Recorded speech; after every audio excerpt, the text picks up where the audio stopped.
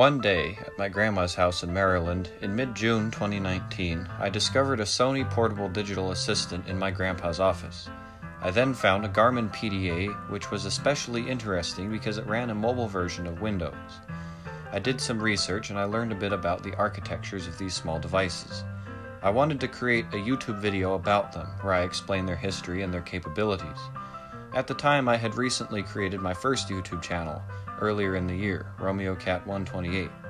I made a lot of random videos on that channel, but I always wanted to make videos about old computers like the 8-bit guy or LGR. Up to that point, I had made a few tech videos, but I was not satisfied that they were being mixed in with other random content. And so for this special occasion, I decided it was time to create a second channel. On June the 18th, 2019, Romeo Cat Computers was born, and look at it now. I never did make that PDA video, but if you've seen some of my older videos, you'd know it wouldn't have been very high production quality. However, I did make some test recordings while in Maryland. Originally, I wanted to sit in front of the camera and talk about the subject, and this couch in the basement was where the prototype video was produced. As were the times, I used that cheap Walmart camera to record it. Unfortunately, I vaguely remember deleting those recordings years ago, so unless I come across them again in some obscure corner of my file system, Beta Romeo Cat Computers will remain lost media. I never did adopt the sit in front of the camera system, and to this day face reveals are pretty rare. When I got back home, I started making actual videos. Cast members from this time period include Windows XP, the iMac G5, my basement, the black and white TV, Purple the Purple Dog, Windows Movie Maker, and Walmart TV antenna. Yeah, this was still during the time when my videos were just me pointing the camera at things I found interesting. Just in the case of Romeo Cat Computers, TV broadcast and computer-related things. Going into 2020, I finally got my hands on real video editing software, which I still use to this day. While there was still some videos of me just rambling, I started making useful and informative videos. A lot of these videos gained little views at the time, but some became very popular only a few months or years later. It's hard to say which video was the first popular video, since the highly viewed videos from this time all spiked in viewership at different times. I will say that the telephone party line video, which I consider to be my most useful video, was the earliest video to gain major viewership. In October, I got my ham radio license. I made a short and pretty insignificant announcement video about the news, but then I made a how-to video with the Bofang UV5R. Again, it did not gain all 29,000 views in one day, but it was another early pioneer in views. As of now, it is the most viewed video on this channel, and the second most viewed video across all of my channels, only rivaled by... Oh my god! With 58,000. At the turn of the year, I made my first AM transmitter circuit. The two videos about it I made in early 2021 began a line of popular AM transmitter circuit videos that has brought many new people to this channel. 2021 had more of these early pioneer videos, and I finally hit 100 subscribers during the summer. In August, I got a hold of my grandma's old iPhone 6, since she had recently upgraded to the iPhone 12. From that point, I stopped using that dumb Walmart camera and production quality rose greatly. I ended the year with some electrical work in a video that gained quite a few views. Oh, and AM Transmitter Part 4. 2022 had another good set of videos, and I even hit 240 subscribers right at the beginning of the year. Despite this, March started a long period of stagnation for views.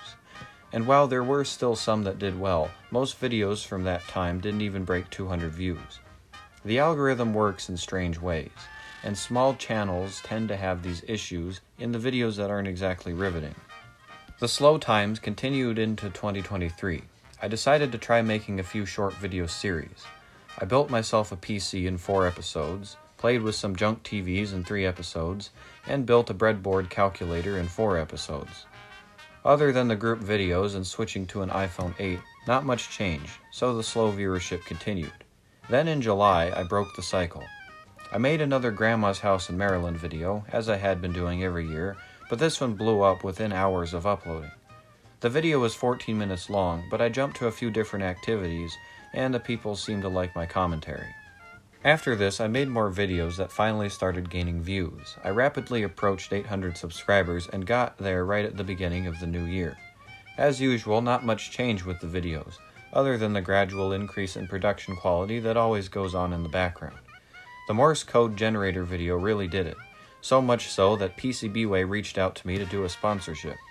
I was very excited as I had heard about PCBWay for years from the big electronics YouTubers I had been watching.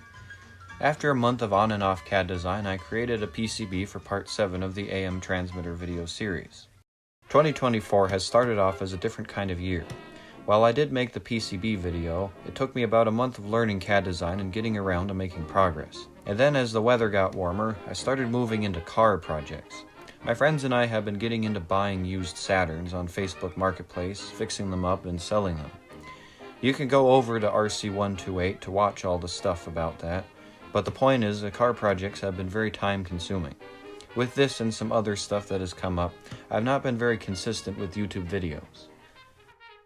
I created my various YouTube channels for fun.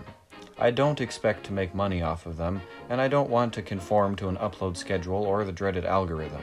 I just enjoy making videos, and the convenience of YouTube makes it easy to share them with the world. Romeo Cat Computers has become my most popular channel. I don't desire to become a big YouTuber, but I have been very happy to see all the people who have come to engage in my content. I have over 800 subscribers and over 120,000 total views. The numbers please me, but more importantly are the interactions I've had with like-minded individuals who have found my videos. I've heard stories and advice in the comments section, and I've even received a few fan emails. One of which was from a guy in Pakistan, all the way on the other side of the world, who sent me designs for a transmitter circuit, which of course was explored in part 6 and 7 of the AM transmitter series. I want to say thank you to all the viewers of this channel. Regardless of how long you've been following my content, it makes me happy to see a large number of people come from all different places to watch my projects, even though I sometimes go through periods of low uploads or low viewership.